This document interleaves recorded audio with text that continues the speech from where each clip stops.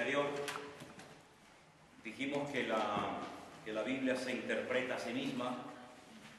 Es verdad que gracias al Señor hay muy buenos libros y comentarios y diccionarios, pero el mejor libro para entender la Biblia es la Biblia misma. ¿Bien? Como la Biblia es un gran puzzle compuesto por muchos libros, pues a lo mejor lo que un autor está escribiendo no lo entendemos en ese momento, pero otro autor anterior o posterior o contemporáneo nos puede dar información acerca del texto que en ese momento no entendemos, ¿no? De hecho, hoy vamos a ver algo muy interesante acerca del tema de las profecías, cómo hay autores del Antiguo Testamento que dicen cosas que ni ellos mismos eran conscientes de lo que estaban diciendo, pero escritores muy posteriores a ellos aclararon lo que aquellos profetas intentaron un poquito vislumbrar, ¿no? Por otra parte, vimos también que la Biblia está compuesta por muchos estilos literarios.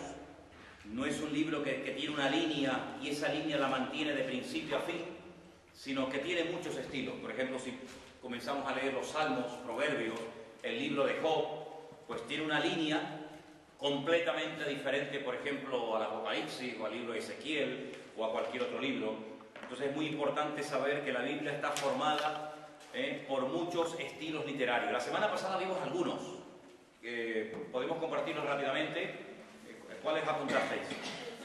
¿El símil? ¿Sí? ¿Sí? Ok. Vale, ¿qué era el símil, por ejemplo, que habéis apuntado en la definición de símil?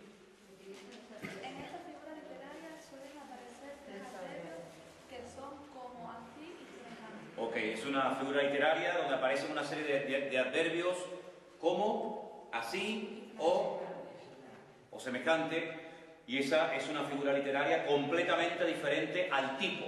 Dijimos que la figura literaria, el tipo, es muy importante en la Biblia porque anticipa algo que va a tener cumplimiento en el futuro. Claro, no podemos ver tipo en cualquier cosa, sino en cosas que realmente se ha demostrado con el tiempo de que evidentemente la menorá o la vestidura del sumo sacerdote o el altar o el tabernáculo o el templo tipificaban algo que después se cumplió generalmente en la figura de Cristo. Desde que entrabas al tabernáculo o al templo hasta que salías, absolutamente o prácticamente todo lo que de allí se había hecho, pues tenía que ver con la figura de Cristo. Un detalle muy interesante. Cuando en el desierto Moisés explicó al pueblo de que el Señor le había pedido que construyeran un tabernáculo, un templo portátil para él poner su presencia, él pidió dos tipos de ofrenda. La ofrenda voluntaria, donde ya cada uno daba según su corazón, su generosidad, y la ofrenda obligatoria, que consistía en medio shekel. La ofrenda del medio shekel era obligatoria. Todo israelita tenía que pagarla, y la ofrenda voluntaria, pues ya digo, según sintiera cada uno en su corazón. Es curioso que las bases sobre las que se construyeron las columnas del tabernáculo, que eran de plata, se pagaron con la ofrenda obligatoria y todo lo demás con las ofrendas voluntarias. Y aquí hay una lección muy importante, ¿no? Tiene que haber un fundamento. Hay cosas que hacemos voluntariamente, unos las hacen mejor, otros las hacen peor, unos dan más, otros dan menos, pero en lo que es obligación, eso es una base sobre lo que se construye posteriormente todo lo que tiene que ver con la obra del Señor, ¿no? Es decir, que lo que tenemos que cumplir, en cierto sentido, es como un fundamento que le da base a la obra de Dios, Y es muy importante ver en la Biblia que hay cosas que son voluntarias, pero hay otras cosas que son de obligatorio cumplimiento. Y ahí no hay yo opino, yo me parece o yo creo, ¿no? Bien, vamos a ver hoy una figura literaria, dos realmente, que para mí son muy importantes. Y vamos a poner, escriban ahí por favor, antropomorfismo. Es una palabra un poco larga, un poco complicada. Antropomorfismo. Antropo significa hombre, morfe significa forma. Es una palabra que lo que intenta darnos a entender es que en la Biblia hay momentos en los que a Dios se le atribuyen características humanas. Os voy a dar una lista de ejemplos para que veáis cómo a Dios se le atribuyen características humanas. Entonces, el antropomorfismo, si queréis apuntar una breve definición, es una figura literaria que consiste en atribuirle a Dios o en asignarle a Dios características humanas propias del hombre.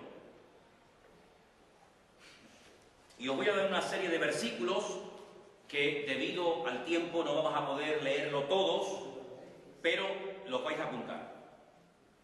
Por ejemplo, Éxodo 8:19. Sobra el decir, hermanos, que durante la semana vosotros tenéis que repasar los apuntes, leer las lecturas, que eso es lo que le va a dar consistencia a este estudio. Éxodo 8:19 habla del dedo de Dios. El dedo de Dios. Dios es espíritu, Dios no tiene forma. Si tuviera forma, ya no sería infinito, sería un ser limitado.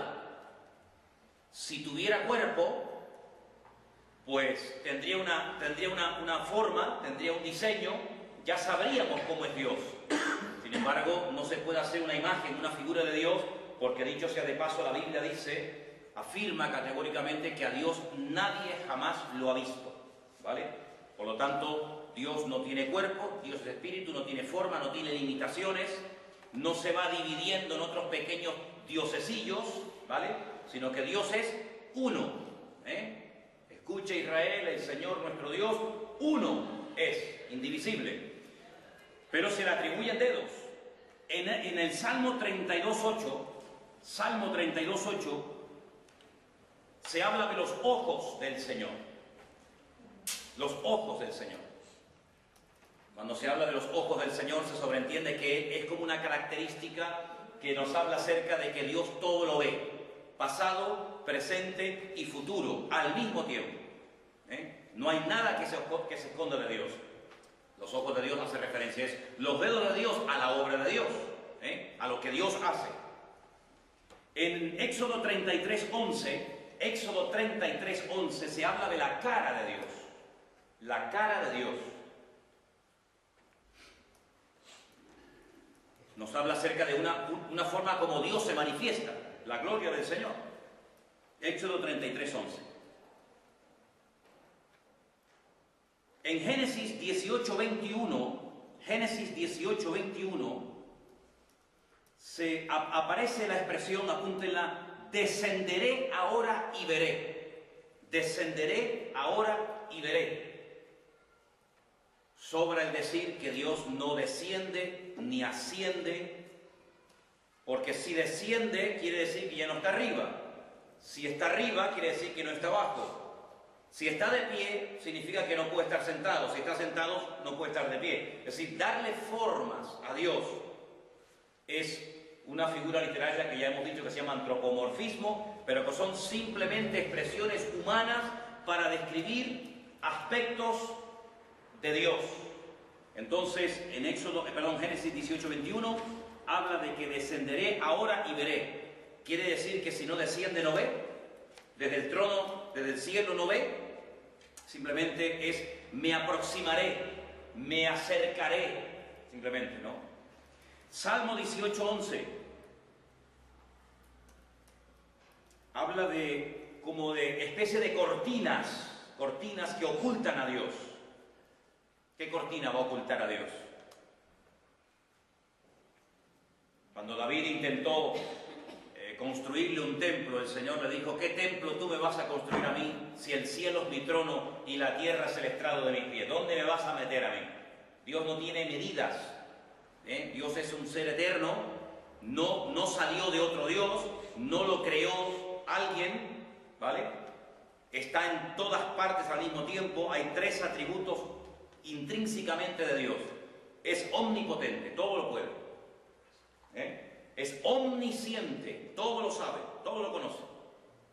Y es omnipresente. Está en todas partes, no en todas las cosas. En todas partes, no en todas las cosas. Eso sería panteísmo. Si Dios está en todas las cosas, podemos adorar el púlpito, podemos adorar al árbol, podemos adorar a la luna, porque Dios, no. El que Dios llene con su presencia toda la tierra, no significa de que ahora vamos a adorar los elementos creados, dándole atribuciones divinas. ¿De acuerdo? Eso es la figura del antropomorfismo. La prosopopeya, apunten esto por favor, prosopopeya es otra figura literaria muy interesante que os voy a dar una pequeña definición para que la anotéis. Prosopopeya.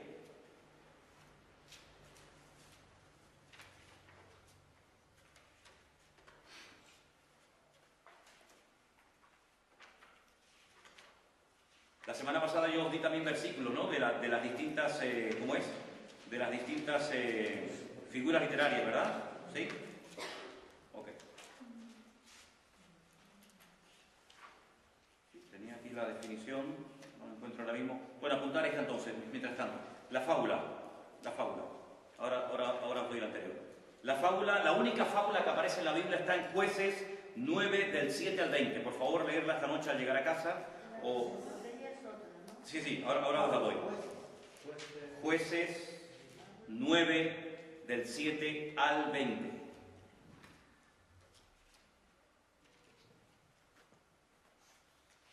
Una fábula consiste en atribuirle a los animales o a cosas inanimadas características humanas. Eso es la definición de fábula.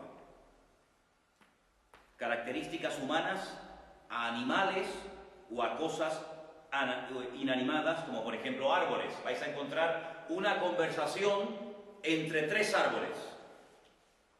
Sobra decir que los árboles no hablan, pero sin embargo en esa fábula se ve cómo los árboles hablan entre sí, y es muy interesante lo que ahí ellos están comentando, ¿no?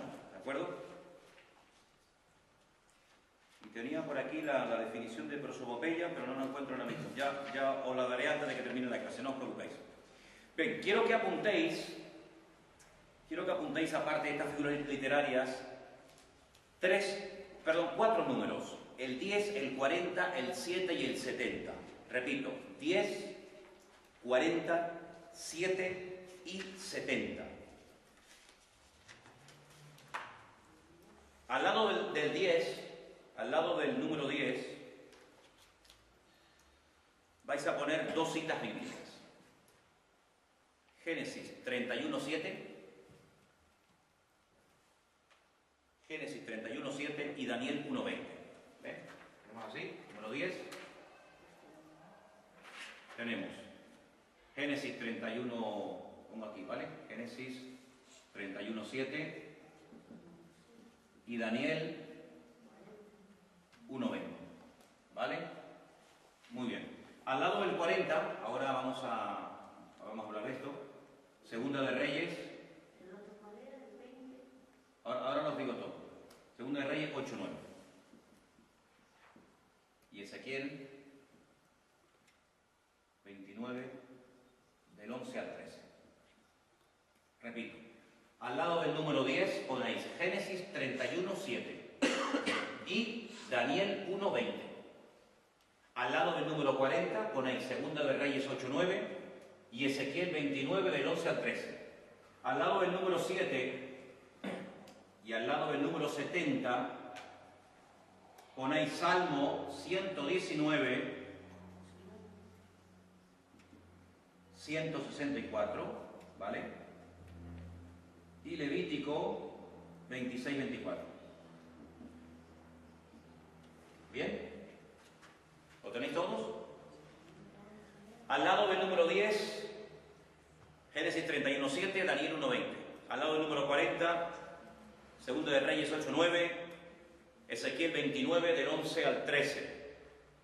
Y al lado de los números 7 y 70, el Salmo 119, versículo 164, y Levítico 26-24. Bien.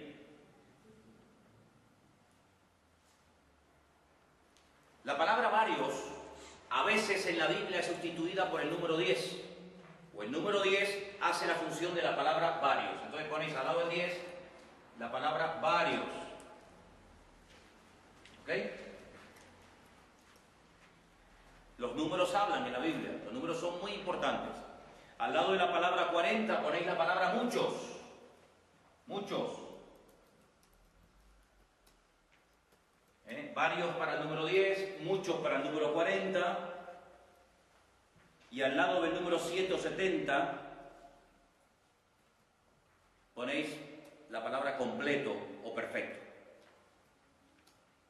El concepto de 7 es que no le falta nada, está completo. ¿Bien? Es un número muy, muy importante en la Biblia. Ya la creación empieza hablándonos de 7 días. Hay una palabra en hebreo, que es esta. No sé si la podéis más o menos poner ahí. Lo voy a hacer lo más grande posible para que lo hagáis lo más parecido a esto.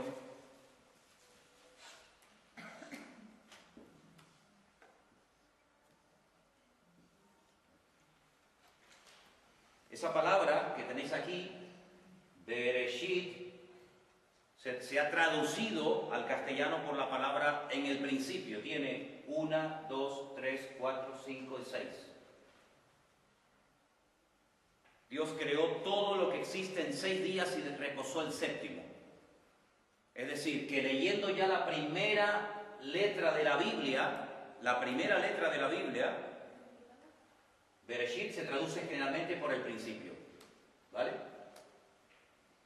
Entonces, contando las primeras letras de la primera palabra de la Biblia, ya sabes que a continuación Dios te va a relatar 6 cosas que Él va a comenzar a crear o a ordenar, y el séptimo descansará. Al mismo tiempo, es una forma de adelantarte los 6 milenios en los que Dios va a tratar de formas diferentes con el hombre, y en el séptimo milenio descansará y pondrá su reinado en la tierra. ¿Ok? ¿Por qué? Porque partimos de la base, y esto no es una invención, sino que esto la misma Biblia lo dice, que para el Señor un día es como 1000 años, y 1000 años es como un día.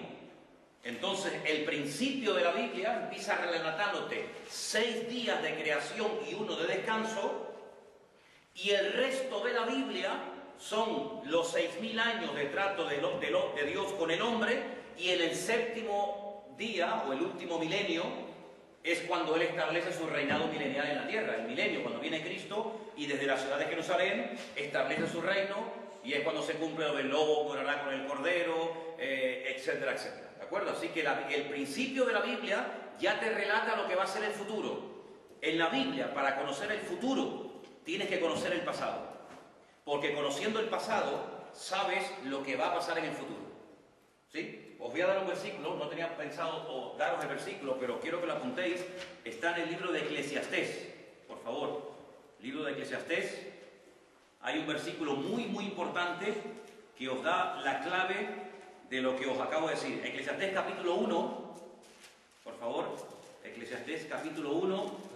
Ahora os digo el versículo. El 9. Dice literalmente la Biblia: ¿qué es lo que fue? Interesante pregunta, ¿no? ¿Qué es lo que fue en el pasado? ¿Qué sucedió? Dice, lo mismo que será. Y tú dices, pues si lo que será es lo que fue, quiero saber qué es lo que ha sucedido para saber qué es lo que va a pasar en el futuro. Date cuenta que, por ejemplo, las famosas plagas de Egipto son muy, muy, muy parecidas a las plagas que durante la época de la segunda parte de la Gran Tribulación se manifiestan en la tierra. Entonces, si quieres ver cómo van a ser esas plagas durante la Gran Tribulación, tienes que ver cómo fueron esas plagas en Egipto, porque es como una especie de botón de muestra de lo que va a ser en el futuro a mayor escala, ¿vale? Dios siempre, antes de hacer algo grande, primero lo hace en pequeño. Y viendo lo pequeño que Dios ha hecho, puedes ver lo grande que Dios va a hacer, ¿vale? Entonces dice el versículo, ¿qué es lo que fue? Lo mismo que será. ¿Qué es lo que ha sido hecho? Dice, lo mismo que será. Lo mismo que será, dice, porque no hay nada nuevo debajo del sol. Este es un versículo importantísimo para entender el futuro que falta por cumplir. Tienes que conocer el pasado. De hecho, la Biblia empieza hablando en Génesis de cosas que luego, cuando se cierra la historia de la Biblia con el Apocalipsis, vuelven otra vez a ocurrir. El árbol que no se ve en toda la historia de la humanidad, el famoso árbol de la vida, vuelve otra vez a aparecer al final de los tiempos en el libro de Génesis. La comunión perfecta, la armonía que había en el jardín del Edén, que se perdió y no se volvió a recuperar en toda la historia de la humanidad, se vuelve otra vez a recuperar al final de los tiempos. El primer hombre era un ser eterno que se convierte en un ser mortal como consecuencia del pecado, y esa eternidad la vuelve a recuperar cuando esté en la presencia del Señor, que el hombre vivirá por largos días, porque el que cree en mí, dice el Señor, tiene vida eterna. No solamente vida, sino vida eterna, ¿vale? Entonces, eso es una cosa muy importante. Seguimos. Os voy a dar algunas palabras para que cuando las encontréis en la Biblia sepáis a qué se refieren. Por ejemplo, la abeja, ese insecto que todos conocemos. La abeja es un símbolo de los reyes de Siria. Entonces, cuando leáis versículos donde se habla de la abeja, indirectamente te está hablando de los reyes de Siria. Isaías 7:18, apúntalo. Isaías 7:18.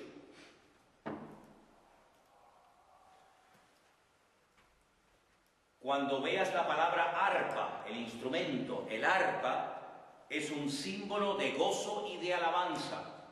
Nunca se utiliza el arpa para ir a la guerra, pero el arpa se utilizaba para alabar a Dios y para manifestar gozo, para manifestar la alegría. El domingo vimos las 3 palabras para la alegría, que eran sazón, sinjá y gilá, ¿vale? Para expresar la alegría interna, una de las formas era utilizar el arpa.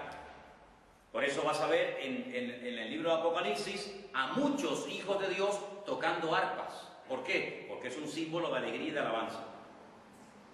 Brazo, la palabra brazo, es un símbolo de fuerza y de poder. El profeta Isaías pregunta, ¿sobre quién se ha manifestado el brazo del Señor? El brazo del Señor, ¿ves? Ahí encontramos, ¿ves? Ahí ahora hemos caído que eso es un... ¿Qué figura literaria es esa? Un antropomorfismo. ¿Sobre quién se ha manifestado el brazo del Señor? Si significa fuerza y poder, quita la palabra brazo y pon la que tú quieras. A ver, lee otra vez el versículo, dilo. ¿Sobre quién se ha manifestado el poder de Dios? La fuerza del Señor. Es lo mismo. Pero en vez de utilizar la palabra fuerza o poder, emplea la palabra brazo, ¿vale? La palabra cedro, el árbol del cedro, en la Biblia es un símbolo de perpetuidad y de fuerza también. Fuerza y perpetuidad. Salmo 104:16. Esos árboles enormes que están todavía en el Líbano. 104:16 de Salmos, con los cuales fue construido parte del templo de Jerusalén. La palabra bestia, eres un bestia. La palabra bestia es sinónimo de tiranía y de un poder destructivo. Tiranía, poder de un tirano y destructivo. Macho cabrío, ese animal que aparece en el libro de Daniel, el macho cabrío. Bueno, es Alejandro Magno, el rey de Grecia. ¿Me traes un trapito si no te importa para borrar esto un momentito? El macho cabrío es Alejandro Magno. Levantar la mano derecha. Levantar la mano derecha, voy a darle 2 citas. Daniel 12:17. Daniel 12:17 y Génesis 14:22. En el Antiguo Testamento levantar la mano derecha era señal de que se iba a hacer un juramento. 12:17 y Génesis 14:22. Cuando se levantaba la mano en el Antiguo Testamento es que se iba a hacer un juramento. Pero dice la Biblia que Pablo levantó la mano y es que pedía silencio, para que sepa. Gracias. ¿Podré borrar con esto? ¿Tú crees? ¿Podré borrar? ¿No tienes un toallón más grande de playa? Ok, voy a borrar esto, ¿sí?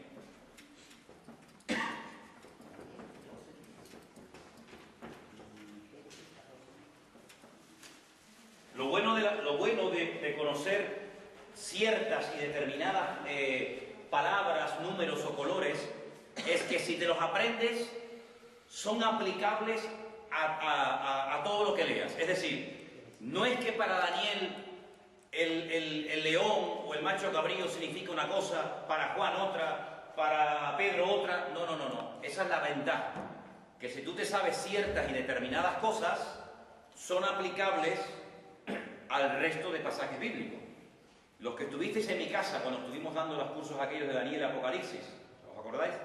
Bueno, pues hay sueños en el libro de Daniel, capítulo 2 y capítulo 7, muy interesantes, porque conociendo lo que significan ahí, cuando vas a interpretar en el libro del Apocalipsis otros animales, o esos animales, significan lo mismo. Por ejemplo, tenemos en el capítulo 2 del libro de Daniel, tenemos 4 animales: un león con alas,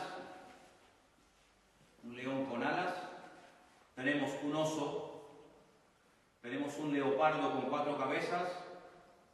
¿Es en el capítulo 7? No, en el 2. En el 7, sí, perdón, tienes razón. Capítulo 7, porque el 2 es otro, sí, ahora, es que sí.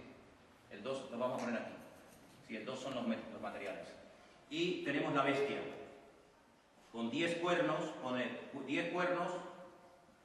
y una cabeza. Ok, entonces, en el capítulo 2, 7, en el capítulo 7 de Daniel, el rey Nabucodonosor tiene un sueño. Nadie es capaz de interpretárselo. En el capítulo 2, Nabucodonosor tiene un sueño. En el capítulo 7, Daniel tiene un sueño. Lo que Daniel vio es esto, animales. Lo que Nabucodonosor vio fue una imagen cuya cabeza era de oro, el pecho y los brazos eran de plata, el vientre y los muslos eran de bronce, y los pies y las piernas eran de hierro mezclado con barro. ¿Okay? Lo hemos hecho al revés. Capítulo 2, Nabucodonosor tiene un sueño donde ve una imagen de 4 materiales diferentes: oro, plata, bronce y hierro mezclado con barro. En el capítulo 7, Daniel tiene un sueño donde ve animales. Entonces, esto es muy fácil, pero tienes que aprendértelo. Muy fácil. Tanto el león con alas como la cabeza de oro representa a Babilonia, el imperio de Babilonia. El oso y la plata representan a los medos persas.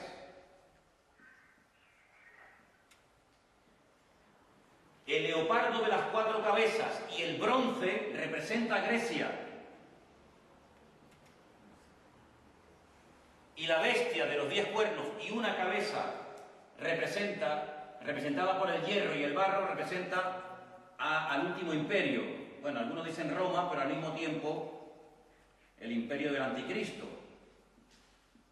¿Vale?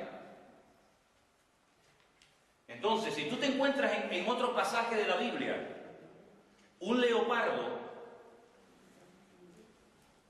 pues ya sabes que el leopardo con 4 cabezas representa al imperio de los griegos. No es que en otro libro representa al imperio de Egipto. No, es lo mismo. Los colores son siempre los mismos, los números son siempre los mismos, los animales son siempre los mismos. La interpretación que se le da a los sueños en la Biblia es la aplicación que tienen los sueños que son de Dios, si los tienes tú hoy en día, ¿Me explico? Entonces es muy importante saber lo que Dios ha hecho, cómo se ha interpretado la Escritura a lo largo de los tiempos para que tú después no la interpretes a tu manera. Para eso nos enseña la hermenéutica a respetar, oye, pues las normas y las reglas. Entonces vamos a hacer algo muy práctico.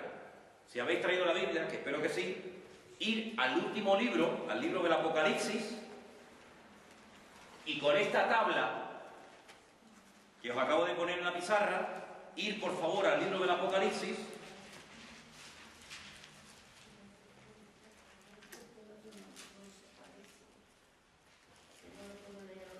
al capítulo 13, Apocalipsis capítulo 13, versículos 2 y 3. Fundamentalmente el versículo 2. Apocalipsis 13, versículo 2. Michael, léelo por favor. Y la bestia que vi era semejante a un leopardo, y sus pies como de oso, y su boca como boca de león. Y el dragón le dio poder y su trono, y grande autoridad. ¿Ok? ¿Qué es lo que está haciendo Juan? Juan lo que está haciendo, como buen conocedor de la Escritura y como judío, es utilizar estos animales que tú no los puedes interpretar a tu manera, sino que ya han sido interpretados en la Biblia, ya se ha dicho a qué imperios representan, pues él echa mano de esos animales para describirte la personalidad, la naturaleza, el carácter, la forma de proceder y de actuar de este personaje que uno de los nombres que recibe en la Biblia es la bestia. Otro es el anticristo. Pablo lo llama el hombre de pecado o el hijo de perdición y otros muchos nombres que recibe en la Biblia. Entonces vamos a sustituir los nombres de los animales del versículo 2 que habéis leído por lo que representan. Entonces vamos a leerlo de la siguiente manera. La bestia que vi, o la persona que vi, era semejante a un griego. Amigo, era semejante a un griego. ¡Ostras, qué interesante! Y sus pies, ¿para qué sirven los pies? Pues para llevarme de un sitio a otro, para moverme. Es decir, pero cuando él actúa, cuando él se mueve, es como un medo-persa. Pero cuando habla como un babilónico. Entonces tú dices, esto es muy interesante. Pero claro, ¿qué ocurre? Que ahora tú dices, ¿y cómo eran los griegos? ¿Cómo eran los medo-persas? ¿Cómo eran los... Ahora tienes que estudiar, amigo. Ahora no te queda más remedio decir, a ver, los griegos, vamos a estudiar la historia de los griegos. ¿A qué le daban importancia los griegos? Primero, al culto al cuerpo. Inventores de las Olimpiadas. Culto al cuerpo. La imagen exterior.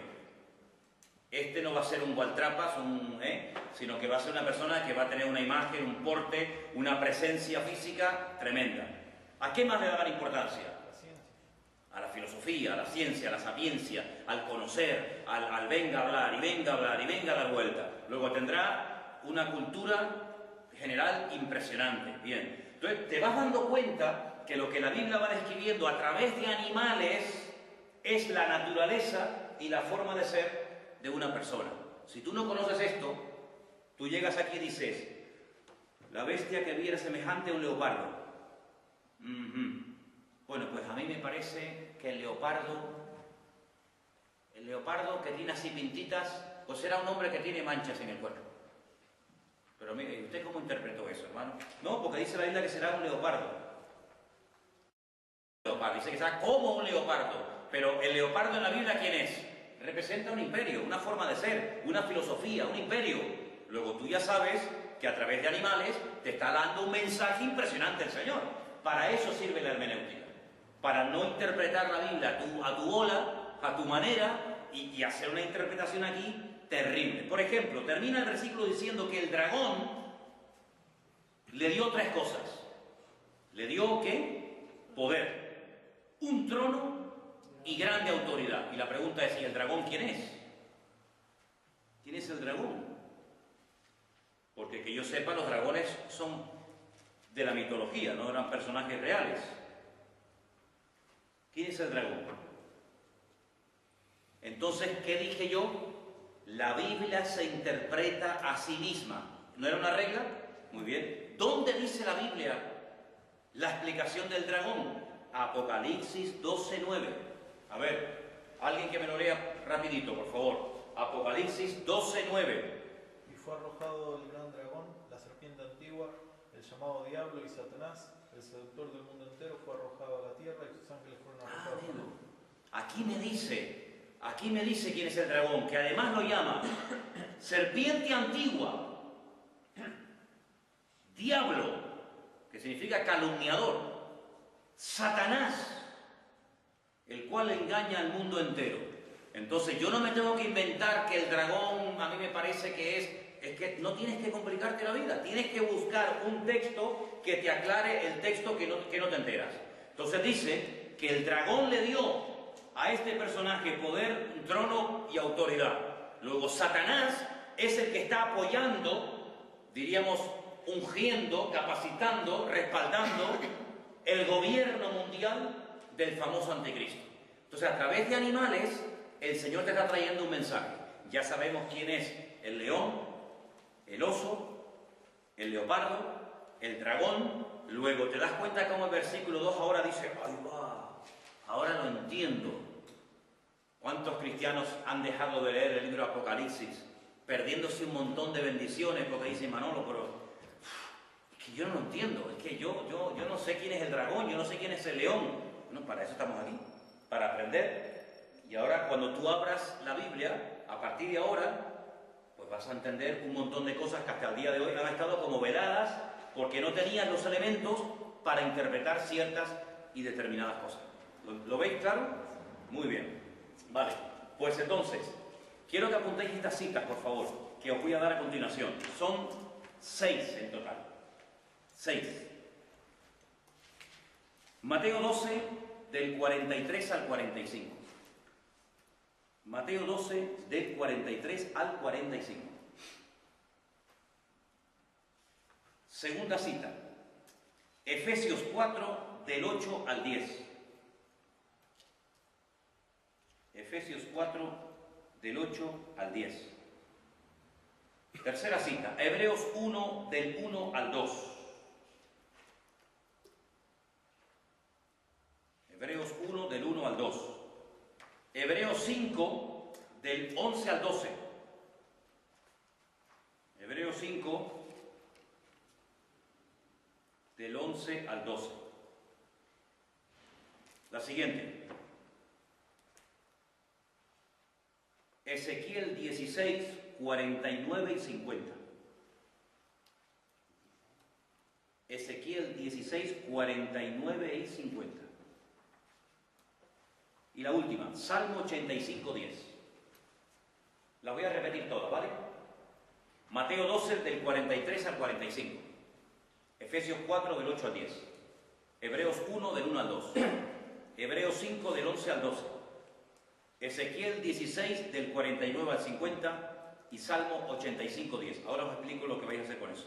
Bueno, ya tengo aquí lo que no encontraba antes, la famosa prosopopeya.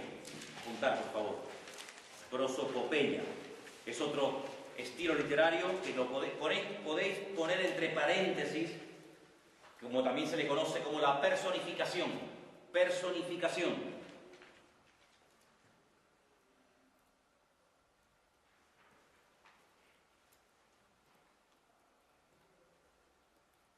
Voy a daros dos citas para que las leáis con tranquilidad en casa después. Salmo 114, del 5 al 8.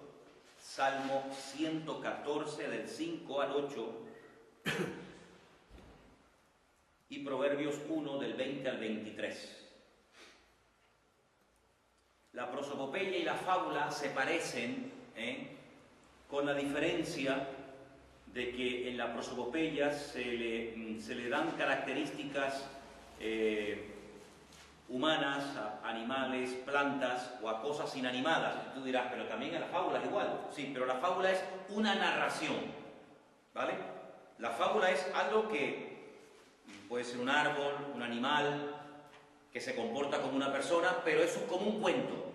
Los dibujos animados, cuando vemos dibujos animados donde vemos perros, gatos, leones, pajaritos hablando, eso realmente es una fábula. Es algo que es como un cuento. La prosopopeya no es un cuento, sino simplemente que compara a este hombre, por ejemplo, cuando Jesús dijo, le dicen a Jesús, el rey Herodes quiere conocerte, el rey Herodes quiere hablarte. ¿Qué dijo Jesús? Id y decirle a esa zorra, y lo llama zorra a Herodes, pero no cuenta un montón de cosas dando una explicación de por qué considera que Herodes es una zorra. Eso es prosopopeya, cuando comparas a un animal con una persona, o le das características a un animal como si fuera una persona, ¿sí? Pero no es un cuento, no es una narración extensa, larga, como es una fábula. ¿De acuerdo? Bien. Volviendo a las citas que os acabo de dar. Tenéis 6 citas. Escoged una al azar, la que queráis. Aquí somos... bueno. Yo quiero que os juntéis de 2 en 2. De 2 en 2, coged una persona. Y vosotros interpretéis con las reglas elementales que os he dado ya en estos días, más las cosas que se han ido diciendo y también las que se han compartido hoy. Quiero que me expliquéis el texto que vosotros escojáis, de los 6 que os he dado, el que vosotros queráis. Juntaros de 2 en 2. Y de esa manera vais a poder ir interpretando poco a poco la Escritura, no a vuestra conveniencia, no según os parece, sino según los principios elementales de la hermenéutica, para que no nos hagamos interpretaciones tan privadas y tan personales que se salen de una coherencia mínima a la hora de aplicar la Escritura, ¿de acuerdo? Entonces, el pasaje de Mateo 12, del 43 al 45, lo tenéis vosotras. Lo voy a leer en altavoz, porque como estamos grabando la clase, dice así: cuando el espíritu inmundo sale del hombre, anda por lugares secos y buscando reposo y no lo halla. Entonces dice: volveré a mi casa de donde salí, y cuando la llega, la halla desocupada, barrida y adornada. Fijaros las expresiones, ¿no? Entonces va y toma consigo otros 7. ¿Por qué no dice 8, 10, 20, 40? Porque ya os dije. Toma 7 espíritus peores que él, y entrados mora allí, y el postrer estado de aquel hombre viene a ser peor que el primero. Así también acontecerá a esta mala generación. Luego tiene una aplicación el texto, ¿vale?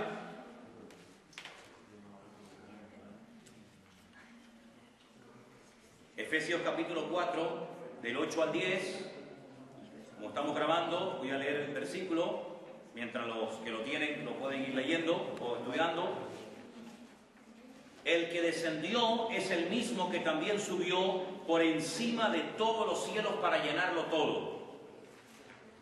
El que descendió es el mismo que también subió por encima de todos los cielos para llenarlo todo. Pero el versículo anterior dice: subiendo a lo alto, llevó cautiva la cautividad. Ahí hay como un juego de palabras, ¿no?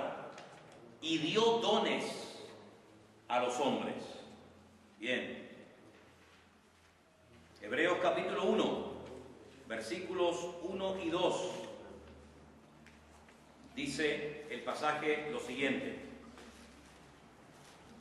Dios, habiendo hablado muchas veces y de muchas maneras en otro tiempo a los padres por los profetas, en estos postreros días nos ha hablado por el Hijo, a quien constituyó heredero de todo y por quien asimismo hizo el universo. Seguimos en Efesios 5, 11 y 12. Acerca de esto tenemos mucho que decir, difícil de explicar, por cuantos habéis hecho tardos para oír, porque debiendo ser ya maestros después de tanto tiempo, tenéis necesidad de que se os vuelvan a enseñar cuáles son los primeros rudimentos de la palabra de Dios. Y habéis llegado a ser tales que tenéis necesidad de leche y no de alimento sólido. Ezequiel 16, verso 49. Ezequiel 16, dice el texto lo siguiente: He aquí, esta fue la maldad de Sodoma, tu hermana, soberbia, saciedad de pan, abundancia de ociosidad tuvieron ella y sus hijas, y no fortaleció la mano del afligido y del menesteroso. Se llenaron de soberbia e hicieron abominación delante de mí, por lo cual yo las quité. Y el último es el Salmo 85, versículo 10. Salmo 85, versículo 10, dice lo siguiente: La misericordia y la verdad se encontraron, la justicia y la paz se besaron. Qué versículo tan bonito, ¿eh? La misericordia y la verdad se encontraron, la justicia y la paz se besaron. Bien, vamos a ir al de Mateo. Escuchen los demás ahora un momentito la explicación que van a dar Margarita y Ana acerca de Mateo 12, del 43 al 45, hablando de lo que ocurre cuando sale un espíritu y en fin. A ver, por favor, hablar un poquito fuerte para ver si podemos capturar vuestra voz para los que están viendo esto en casa. Todavía no lo hemos terminado, pero para nosotros es un tipo. Un tipo. ¿Por qué? Porque viene de antemano preparado. Antemano es una figura divina que viene de antemano. Pero el ¿qué es un tipo? ¿Dónde dice que es un tipo? Cuando el espíritu puro sale del hombre, van a procurar secretos buscando, pero no lo hallan. Ajá. ¿Eso es un tipo? ¿De qué? ¿De un estilo? ¿De un estilo de vida? No. El tipo siempre tiene que tener lo que dijimos, el antitipo, ¿vale? Que es lo que cumple la figura literaria del tipo. La Biblia tiene que avalar lo que estás diciendo tú. Pero bueno, independientemente de que sea un tipo o no, a ver, descríbenos qué interpretas tú cuando el espíritu malo sale del hombre, busca lugares secos, buscando reposo y no los halla.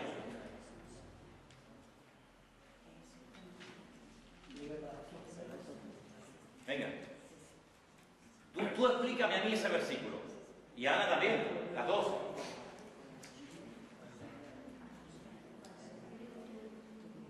Cuando lo malo sale del hombre. Bien, vale, venga. Cuando lo malo sale del hombre, Anda por lugares secos.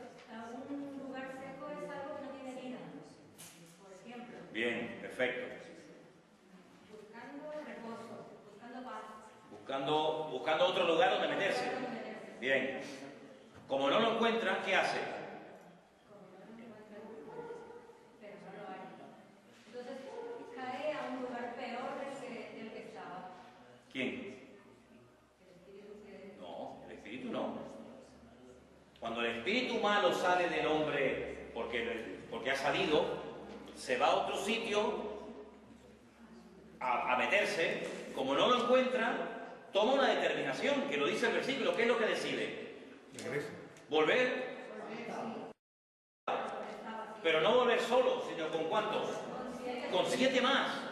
Es decir, acompañado. ¿Qué significa que la casa se la encuentra desocupada, barrida y adornada?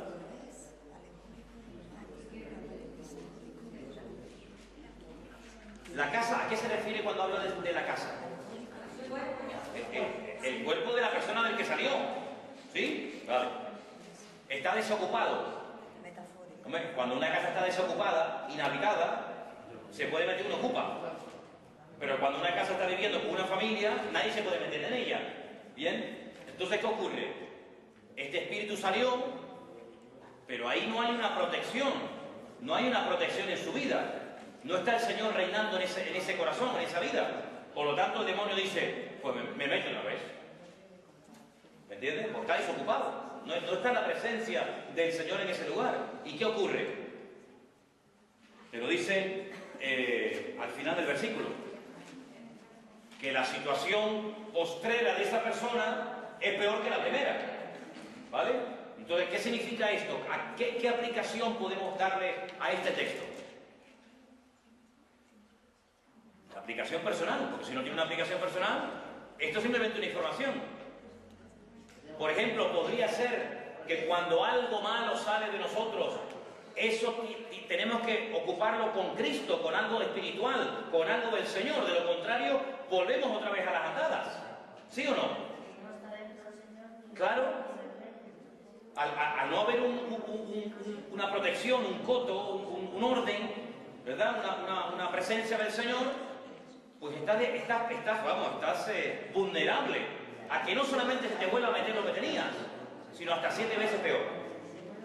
¿Vale? Entonces ahí habla de casas, habla de lugares secos, habla de casas desprotegidas, pero todo tiene que ver con la vida del hombre. ¿De acuerdo? A ver, escuchar, por favor. Sí, un momentito. Alfredo, silencio. Vamos a ver, ¿vosotros cuál teníais? Vale, vamos a prestar atención. Todo lo demás ahora prestamos atención al grupo que está comentando. Leer el texto que teníais. Es lo primero que tenéis que hacer. Dice, este fue el crimen de tu hermana Sodoma, orgullo, voracidad, indolencia de la dulce vida que tuvieron ella y sus hijas. No socorrieron al pobre y al indigente. Y se enorgullecieron y cometieron abominaciones delante de mí, y cuando lo vi, las hice desaparecer. Ahí está hablando de un parentesco familiar, de hermanas, de hijas, ¿no? Porque habla de Israel como de la infiel, dice el título, ¿no? Claro. Y nombra a las ciudades que están al este, al oeste, al norte y al sur, y las toma como hermanas. Eso. Y tomando a Israel como la esposa, digamos, del Señor. Y que de todas las iniquidades que cometieron alrededor, da a entender como que, al menos lo que dice antes y después de este versículo, como que Israel incluso cometió mucho más, peor que cualquiera de las otras, e incluso llegó a sacrificar a hijos, riquezas y demás. Es decir, lo que está haciendo el autor es coge todo el país, y cada ciudad del país es como si fueran parientes. Esta ciudad, son como hermanos, estableciendo una especie de parentesco familiar, y por eso habla de tu hermana Sodoma, de tu hermana. Bien. Se corrompió con las creencias de los otros pueblos, y nada, hizo peor que los mismos pueblos que tenían esas creencias. Ok, ¿y qué más? ¿Qué más?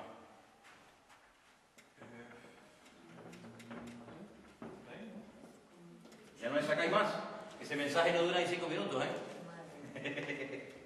Mira, vosotros, una cosa que yo os doy como sugerencia. ¿Cuál es vuestro texto? Una forma de estudiar cuando vayáis a estudiar la Biblia. ¿Texto cuál es? Dímelo. Ezequiel 16, 49 y 50. Ok, Ezequiel 16, del 49 al 50. Bien. Punto número 1. ¿De quién habla? De Israel. De Israel. Empieza a leer el versículo. De Sodoma, el versículo de Sodoma. De Sodoma, ok. Sodoma.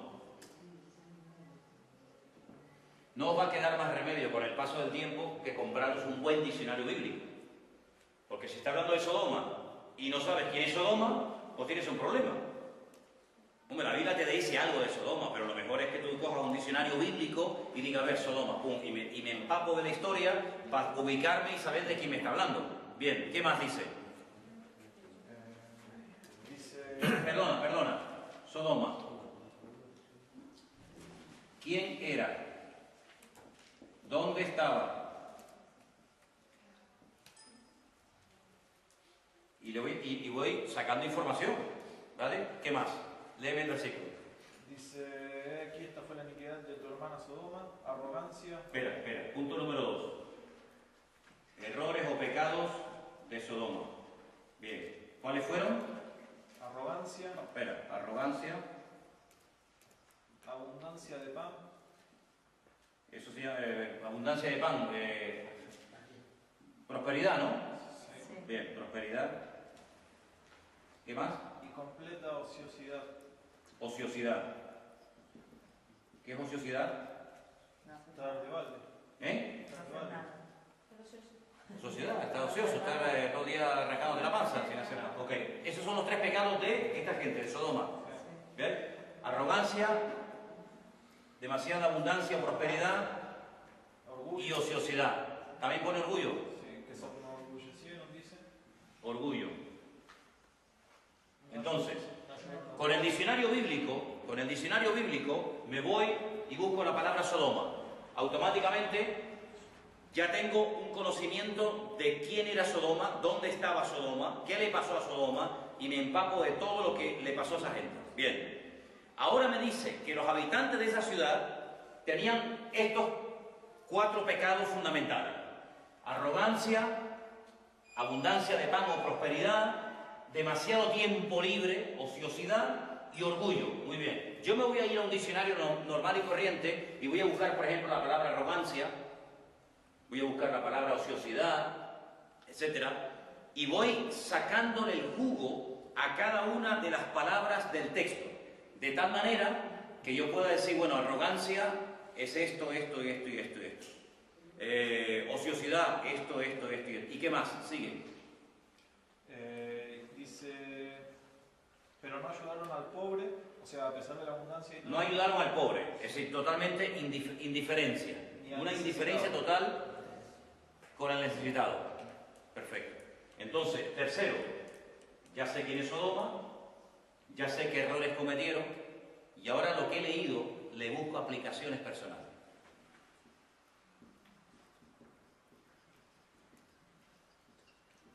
A mí me dan esto y yo ya tengo una predicación. Con eso tengo una predicación. ¿Por qué? Porque cuando tú estás estudiando la Biblia, los que usan papeles para predicar, esto se llama bosquejo simple. El bosquejo simple, escuchen, te ayuda. Cuando tú miras, cuando la persona está compartiendo, se juntan muchos factores.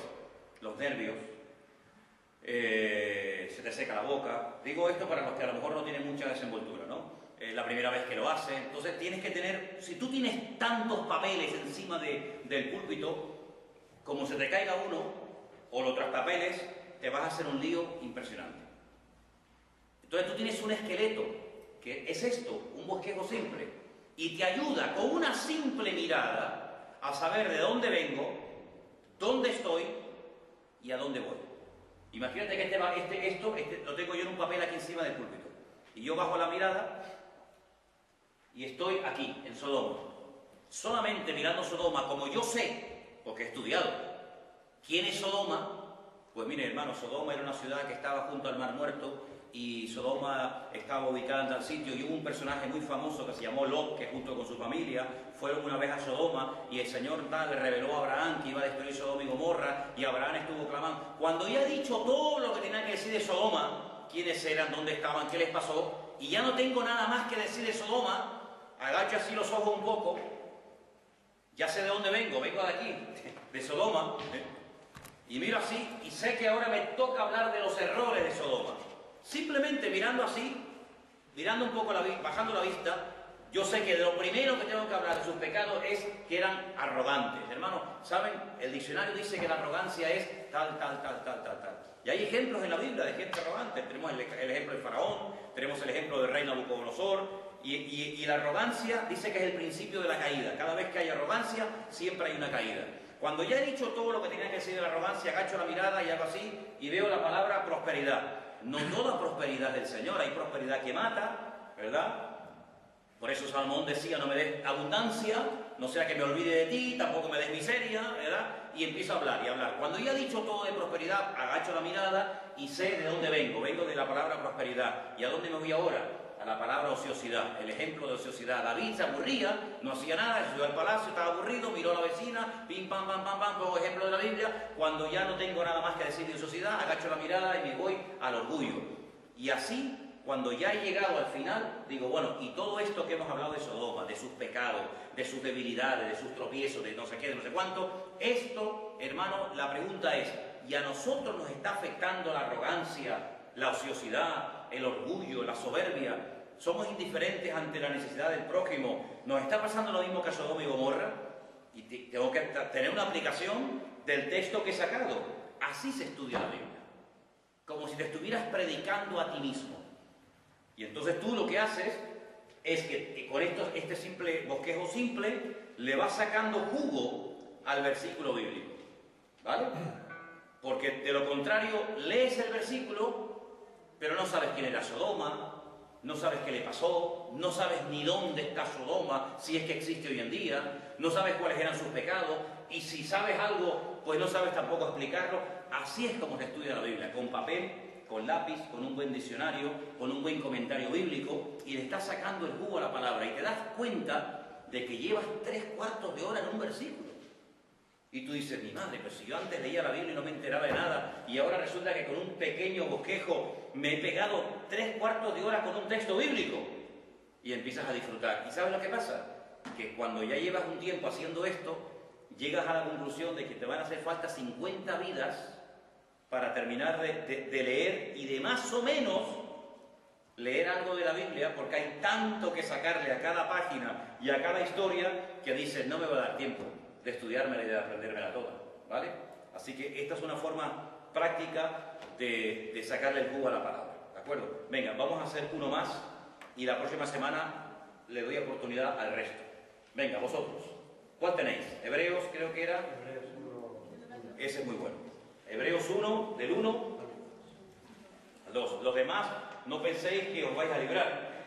La semana que viene os toca, ¿eh? ¿Vale? Venga, léeme el versículo, Michael. Dios habiendo hablado. Dios habiendo hablado muchas veces y de muchas maneras en otro tiempo, a los padres por los profetas, en estos postreros días nos ha hablado por el Hijo, a quien constituyó heredero de todo y por quien asimismo hizo el universo. Ok. Entonces tenemos el texto, Hebreos 1, del 1 al 2. Perfecto. Venga. 1, del 1 al 2. Primer punto. Que Dios habiendo hablado a los... Aquí se está refiriendo a los... ¿En qué tiempo está el verbo? El pasado. Perfecto. Dios habló. Muy bien. Dios había hablado a los antepasados de los judíos cristianos, que se está refiriendo a este texto, ¿no? Por medio de los padres, por medio de los profetas. Ok. Entonces Dios habló por medio de los profetas. Muchas veces y de muchas maneras. Ok. Vale. Entonces, Dios habló a través de los profetas. De muchas maneras. Muchas veces. Muchas maneras y muchas veces. Bien, perfecto. Ok. Entonces, ya solamente con eso, madre mía. ¿Eh? Le habló a los padres por medio de los profetas. ¿Qué dijo Dios a través de los profetas? ¿Quiénes eran los profetas? ¿Qué función cumplían los profetas? ¿Hay profetas hoy en día? ¿Cómo saber si un profeta es verdadero? ¿Cómo saber si un profeta es falso? Etcétera, etcétera. Cuando ya hayas dicho todo eso, Dios habló de muchas maneras. ¿De qué maneras habló Dios? A ver, dime una. Pues dije que habló de muchas maneras. ¿Eh? Con voz audible. Cuando a este hombre le mandó que se iba a tu y su mujer, para un ejemplo de que se vea su... Bueno, muchos ejemplos que tenía. A través de un burro. Sueños, voz audible, sueños, visiones. A través de un burro. A través de una mula. Dios le habló a uno que iba ahí loco perdido. A través de una salsa. Dios habló de montones de maneras. Perfecto.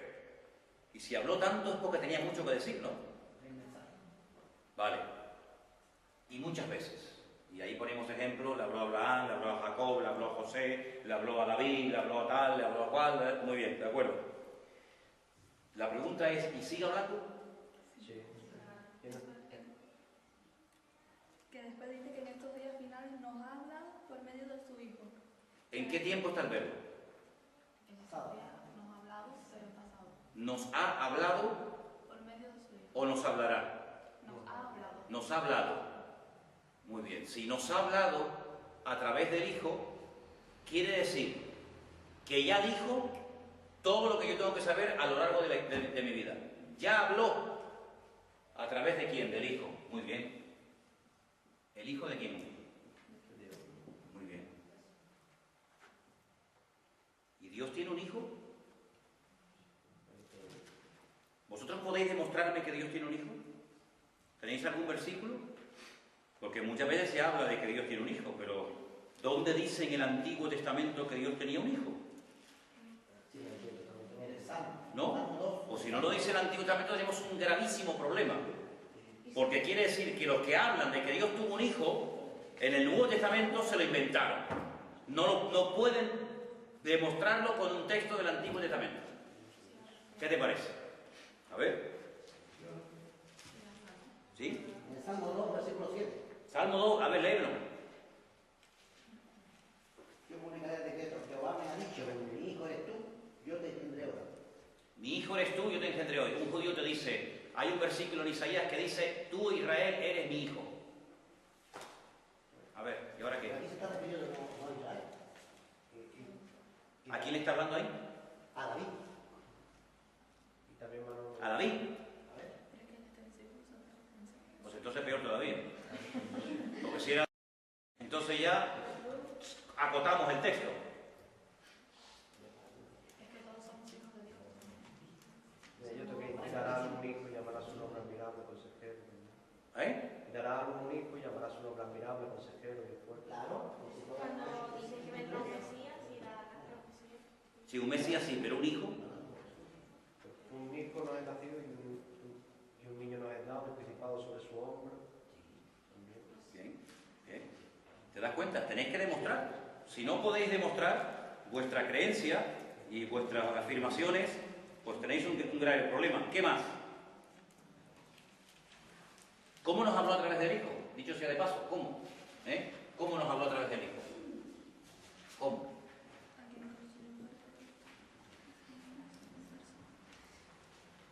Léeme esa parte que estabas leyendo en voz baja.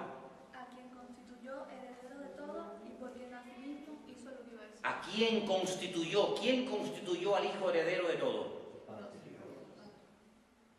Pensad lo que vais a responder, porque os vais a meter en un fregado de mucho cuidado, Léeme otra vez el versículo. El 2. En Sí. estos postreros días nos ha hablado por medio del Hijo, Bien, a quien constituyó heredero de todo y por quien asimismo hizo el universo. ok. La respuesta a la pregunta que acabo de hacer te la da el versículo 1. Dios, habiendo hablado muchas veces a nuestros padres por medio de los profetas, dice, en estos postreros días nos ha hablado Dios por medio del Hijo, a quien Dios constituyó a su Hijo heredero de todo. ¿Dice eso sí o no? Luego Dios constituyó a Jesús el heredero de todo. Si Dios dijo un día, tú serás el heredero de todo. Jesús es un heredero. Es el heredero. Jesús es heredero. Entonces el Padre constituye al Hijo heredero de todo. Sí, sí. Luego el Hijo es inferior al Padre. No. Bueno, pues explícamelo. Le delega algo, como mi padre a mí me da una herencia, me delega algo. No estamos hablando que El poder de... Sin Padre no hay Hijo, porque el Hijo procede siempre de un Padre. ¿Bien? El padre le dio el poder a su hijo Ujú. para que su hijo fuera y diera lo mismo que él había hecho. Ujú. Es lo que entiendo yo así más o menos. No sé, o sea, Bien, lo constituye heredero de todo y ¿heredero de qué? ¿De qué herencia va a recibir Jesucristo? O si lo constituye heredero, para ser heredero tengo que tener herencia, si no, no tiene sentido.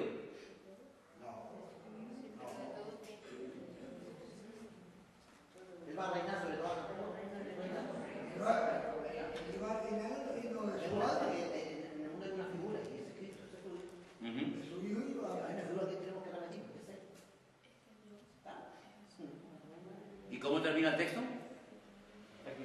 Y por quien asimismo hizo el universo. Y por quien a sí mismo hizo el universo. Entonces la pregunta es,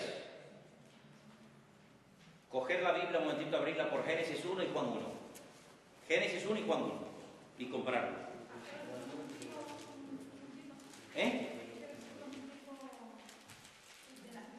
No, es una declaración.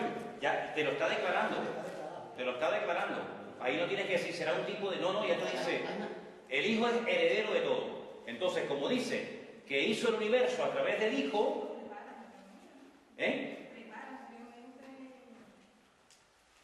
sí, lo que vamos a ver es la eternidad del Hijo, si es que la tiene. Génesis 1.1 y Juan 1.1, ¿me lo podéis leer, por favor? En el principio creó Dios los cielos y la tierra. En el principio creó ¿quién? Dios. Dios. Los cielos y la tierra. Bien. Juan 1.1.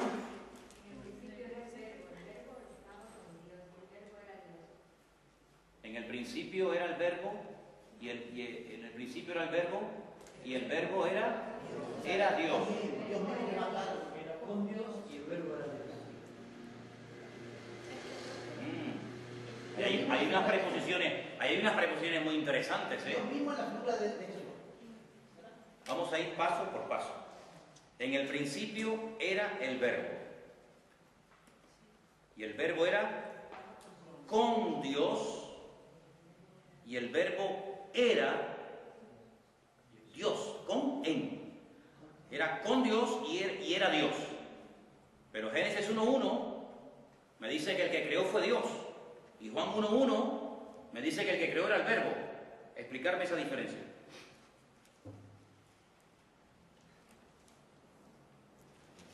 Es que el mismo Juan te lo dice, el verbo era Dios, entonces se supone no es, porque, a ver, dice que aquí fue Dios en Génesis, Sí. y después dice Juan que fue el verbo, pero si lee Juan al final, dice el verbo era Dios, Entonces, ¿quién creó, el Padre o el Hijo? Nunca hablamos de ambos, hablamos de uno. Escucha Israel, el Señor nuestro Dios, uno, no es ambos, inclusive, no es ambos inclusive, es uno. La pregunta es, ¿Cristo es algo diferente a Dios? No. ¿Qué es entonces? Es Dios. Pero si dice la Biblia que a Dios nadie lo ha visto. Responderme a esta pregunta, a Dios nadie lo ha visto jamás. Pregunto, si a Dios nadie lo ha visto, y estamos viendo que Génesis 1.1 coincide con Juan 1.1, y Cristo estáis diciendo vosotros que era Dios, ¿cómo dice la Biblia que a Dios nadie lo ha visto? A ver.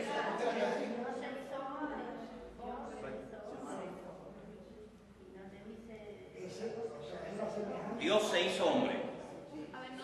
Es decir, que a Dios no lo vimos como Dios, sino como hombre. ¿Podemos decir eso? Claro. Cuando Cristo estaba, es un tema muy interesante, que da mucho. Cuando Cristo estaba en la cruz y dijo, Dios mío, ¿por qué me ha desamparado? ¿Por qué no habló? ¿Por qué no dijo, ¿por qué me desamparé? ¿Con quién hablaba?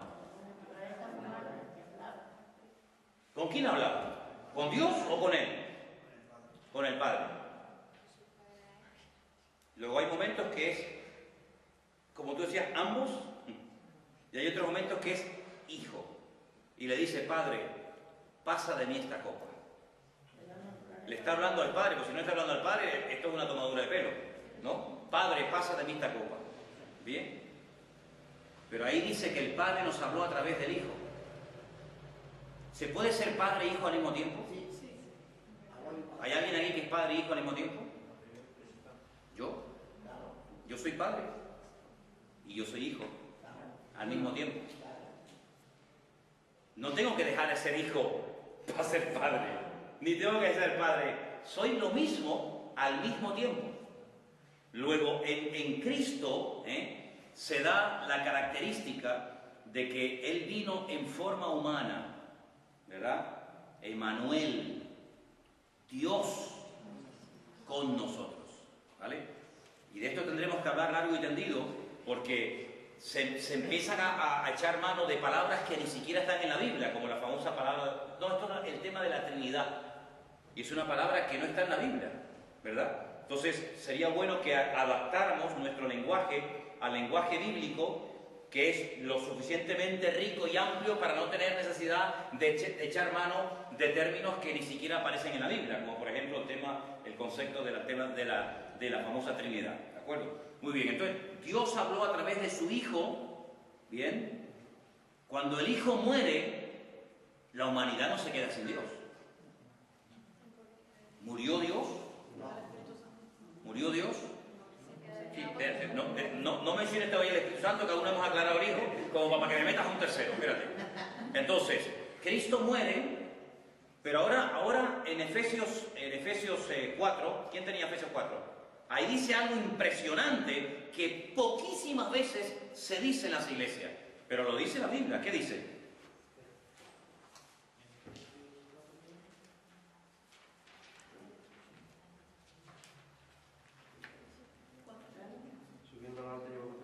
Ese, ¿tú lo tienes? ¿Quién no tenía?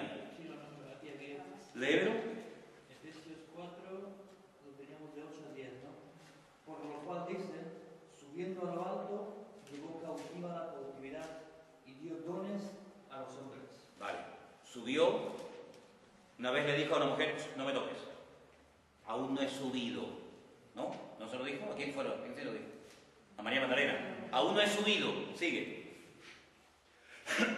Y dice, y eso de que subió, ¿qué es? Sino que también había descendido primero a las partes... Primero, fijaros el término. Es decir, él subió, pero primero descendió ¿a dónde? A las partes más Sí. bajas de la tierra. Aquí está el cielo, debajo la tierra y la tierra. Cristo estaba en la tierra, ¿no? Pero claro, bajó. Claro, pero dice, él subió, pero antes de subir, primero descendió a las partes más bajas de la tierra. ¿Cuándo? Cuando fue la tumba, ¿no? Amigo, que poco se habla de eso, ¿eh? ¿Explica la Biblia a dónde fue y qué hizo? Estos 3 días que tú, digamos, supuestamente en la tumba, el padre había bajado. Claro que lo dice la Biblia, pero la inmensa mayoría de los creyentes, tú le preguntas, oye, Cristo, su cuerpo, estuvo lógicamente ahí en la tumba 3 días, pero ahí dice que descendió a las partes más bajas de la tierra, ¿eh? Y cuando llega al Apocalipsis capítulo 1, le dice a Juan, no llores, no llores. Dice, porque tengo las llaves del Hades y de la muerte. Ah, amigo, tenía las llaves de la muerte y del Hades. Luego, ahí fue donde bajó. Y ahí se produjo algo que no vamos a entrar ahora, porque si no se nos va aquí la madrugada, ¿vale? Pero es interesante cómo hay primero, después, esos adjetivos son muy importantes. Los adjetivos, los adverbios de tiempo son muy importantes, sí.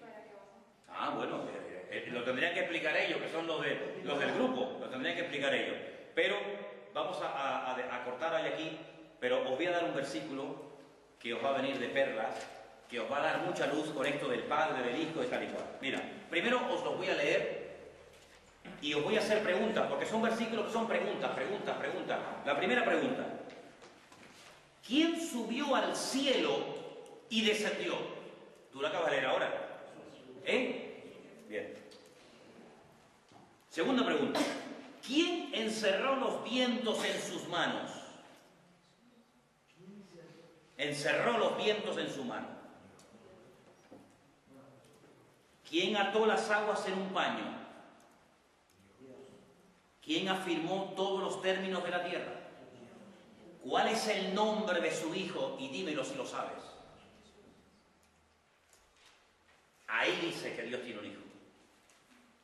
Puedo leerte las preguntas, son impresionantes las preguntas. No. ¿Quién subió al cielo y subió y descendió? Ajá. ¿Quién encerró los vientos en sus manos? ¿Quién ató las aguas en un puño? ¿Quién afirmó los términos de la tierra? ¿Cuál es su nombre? ¿Cuál es su nombre? Dice. Habéis dicho Dios. Yo te digo, ¿cuál es su nombre? ¿Y el nombre de su hijo, si lo sabes? Entonces, cuando tú le lees a un judío esto, tú le dices, ¿quién subió y descendió? Él te dice, pues Dios, y Dios, y Dios. ¿Bien? ¿Y cuál es su nombre? Y te dice el nombre de Dios. ¿Y el nombre de su hijo, si lo sabes? Algunos que se ven perdidos dicen Israel. ¿No? Esto está en Proverbios 30, del 4, el 4. Proverbios 34. ¿Cuál es el nombre? ¿Cuál es su nombre? Y el nombre de su hijo, si lo sabes. Proverbios 34. Muy interesante, ¿verdad? Bueno, esto está haciendo más que una clase de hermenéutica, ¿no? Esto está haciendo más que una clase de hermenéutica. Ojalá a mí me hubieran dado hermenéutica así. Bueno, hermanos, que el Señor os bendiga. Nos vemos el próximo miércoles. Hoy os he dado un montón de versículos que tenéis que leer, tenéis que repasar. Y los demás textos que no hemos compartido, los compartimos la próxima semana. ¿Os parece? Terminamos con una oración, dándole gracias al Señor por esta clase que hemos tenido. Y tú nos vas a despedir dándole gracias al Señor por esta clase. Oramos, hermanos, por favor. Con tus propias palabras. Ven. Gracias, Señor, por hacernos comprender tus palabras. Sí, Señor. Y también te agradecemos por el favor que nos haces de que nos lo hagan comprender. No sé qué más decir. Amén. Amén. Muy bien. Gloria a Dios. Muy bien, hermanos. El Señor os bendiga. Nos vemos la semana que viene.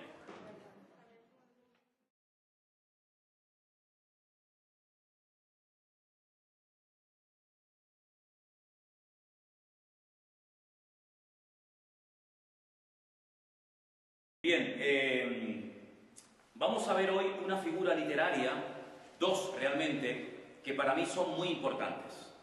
Y vamos a poner, escriban ahí por favor, antropomorfismo.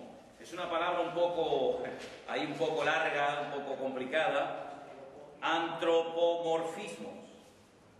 Antropo significa hombre, morfe significa forma. Es una palabra que lo que intenta darnos a entender es que en la Biblia hay momentos en los que a Dios se le atribuyen características humanas. Os voy a dar ahora una lista de ejemplos para que veáis cómo a Dios se le atribuyen características humanas. Entonces, el antropomorfismo, si queréis apuntar una breve definición, es una figura literaria que consiste en atribuirle a Dios o en asignarle a Dios características humanas, propias del hombre. Y os voy a dar una serie de versículos que debido al tiempo no vamos a poder leerlo todos, pero los vais a apuntar. Por ejemplo, Éxodo 8:19. Sobra al decir, hermanos, que durante la semana vosotros tenéis que repasar los apuntes, leer las lecturas, que eso es lo que le va a dar consistencia a este estudio. Éxodo 8:19 habla del dedo de Dios. El dedo de Dios. Dios es espíritu, Dios no tiene forma. Si tuviera forma, ya no sería infinito, sería un ser limitado. Si tuviera cuerpo, pues tendría una forma, tendría un diseño, ya sabríamos cómo es Dios. Sin embargo, no se puede hacer una imagen, una figura de Dios, porque dicho sea de paso, la Biblia afirma categóricamente que a Dios nadie jamás lo ha visto, ¿vale? Por lo tanto, Dios no tiene cuerpo, Dios es espíritu, no tiene forma, no tiene limitaciones, no se va dividiendo en otros pequeños diosesillos, ¿vale? Sino que Dios es uno, Escucha Israel, el Señor nuestro Dios, uno es, indivisible. Pero se le atribuye enteramente. Dios no tiene medidas. Dios es un ser eterno, no salió de otro Dios, no lo creó alguien, ¿vale? Está en todas partes al mismo tiempo. Hay tres atributos intrínsecamente de Dios. Es omnipotente, todo lo puede. Es omnisciente, todo lo sabe, todo lo conoce. Y es omnipresente. Está en todas partes, no en todas las cosas. En todas partes, no en todas las cosas. Eso sería panteísmo. Si Dios está en todas las cosas, podemos adorar el púlpito, podemos adorar al árbol, podemos adorar a la luna, porque Dios, no. El que Dios llene con su presencia toda la tierra, no significa de que ahora vamos a adorar los elementos creados, dándole atribuciones divinas. ¿De acuerdo? Eso es la figura del antropomorfismo. La prosopopeya, apunten esto por favor, prosopopeya es otra figura literaria muy interesante que os voy a dar una pequeña definición para que la anotéis. Prosopopeya.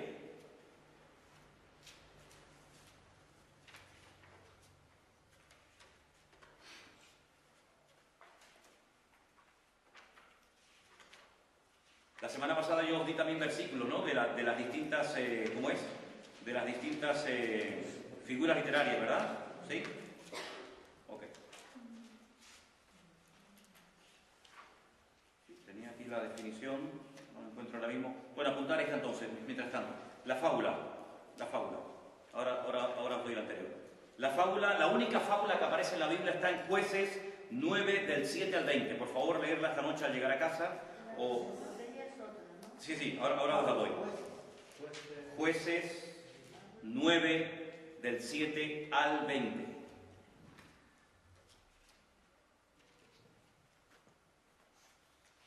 Una fábula consiste en atribuirle a los animales o a cosas inanimadas características humanas. Eso es la definición de fábula. Características humanas a animales o así o semejante, y esa es una figura literaria completamente diferente al tipo. Dijimos que la figura literaria, el tipo, es muy importante en la Biblia porque anticipa algo que va a tener cumplimiento en el futuro. Claro, no podemos ver tipo en cualquier cosa, sino en cosas que realmente se ha demostrado con el tiempo de que evidentemente la menorá o las vestiduras del sumo sacerdote o el altar o el tabernáculo o el templo tipificaban algo que después se cumplió generalmente en la figura de Cristo. Desde que entrabas al tabernáculo o al templo hasta que salías, absolutamente o prácticamente todo lo que de allí se había hecho pues tenía que ver con la figura de Cristo. Un detalle muy interesante. Cuando en el desierto Moisés explicó al pueblo de que el Señor le había pedido que construyeran un tabernáculo, un templo portátil para él poner su presencia, él pidió dos tipos de ofrenda. La ofrenda voluntaria, donde ya cada uno daba según su corazón, su generosidad, y la ofrenda obligatoria, que consistía en medio shekel. La ofrenda del medio shekel era obligatoria.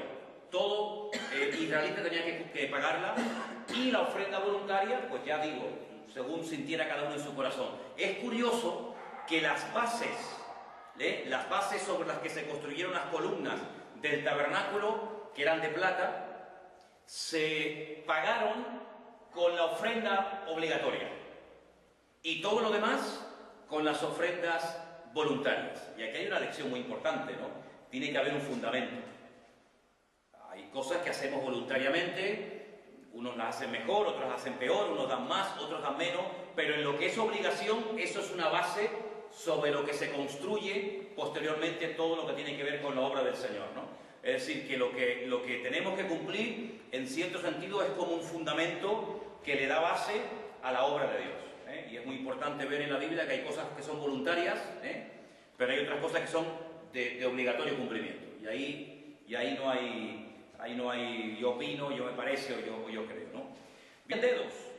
En el Salmo 32.8, se habla de los ojos del Señor. Los ojos del Señor. Cuando se habla de los ojos del Señor, se sobreentiende que es como una característica que nos habla acerca de que Dios todo lo ve. Pasado, presente y futuro, al mismo tiempo. No hay nada que se esconda de Dios. Los ojos de Dios hacen referencia, es los dedos de Dios a la obra de Dios, a lo que Dios hace. En Éxodo 33.11 se habla de la cara de Dios. La cara de Dios. Nos habla acerca de una forma como Dios se manifiesta, la gloria del Señor. Éxodo 33.11. En Génesis 18.21, aparece la expresión, apúntenla, descenderé ahora y veré. Descenderé ahora y veré. Sobra el decir que Dios no desciende ni asciende, porque si desciende quiere decir que ya no está arriba. Si está arriba quiere decir que no está abajo.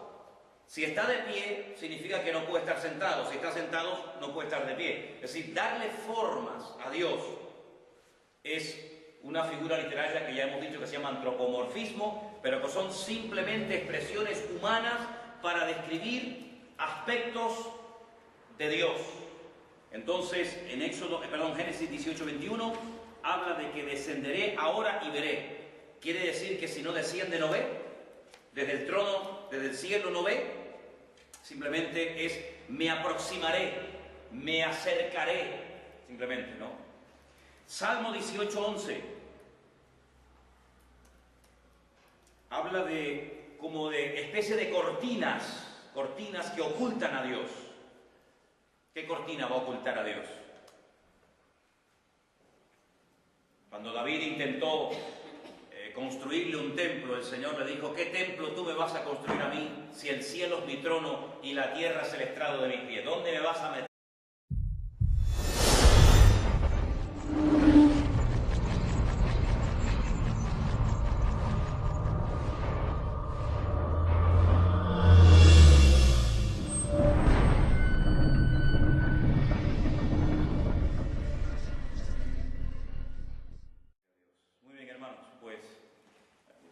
Repaso, como siempre, ¿no? de la clase anterior.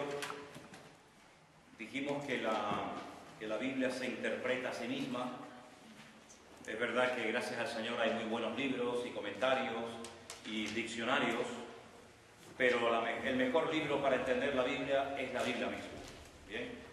Como la Biblia es un gran puzzle compuesto por muchos libros, pues a lo mejor lo que un autor está escribiendo no lo entendemos en ese momento, pero otro autor anterior o posterior o contemporáneo nos puede dar información acerca del texto que en ese momento no entendemos, ¿no? De hecho, hoy vamos a ver algo muy interesante acerca del tema de las profecías, cómo hay autores del Antiguo Testamento que dicen cosas que ni ellos mismos eran conscientes de lo que estaban diciendo, pero escritores muy posteriores a ellos aclararon lo que aquellos profetas intentaron un poquito vislumbrar, ¿no? Por otra parte, vimos también que la Biblia está compuesta por muchos estilos literarios. No es un libro que tiene una línea y esa línea la mantiene de principio a fin, sino que tiene muchos estilos. Por ejemplo, si comenzamos a leer los Salmos, Proverbios, el libro de Job, pues tiene una línea completamente diferente, por ejemplo, al Apocalipsis o al libro de Ezequiel o a cualquier otro libro. Entonces es muy importante saber que la Biblia está formada por muchos estilos literarios. La semana pasada vimos algunos. Podemos compartirlos rápidamente. ¿Cuáles apuntasteis? ¿El símil? ¿Sí? ¿Sí? Ok. Vale, ¿qué era el símil, por ejemplo, que habéis apuntado en la definición de símil?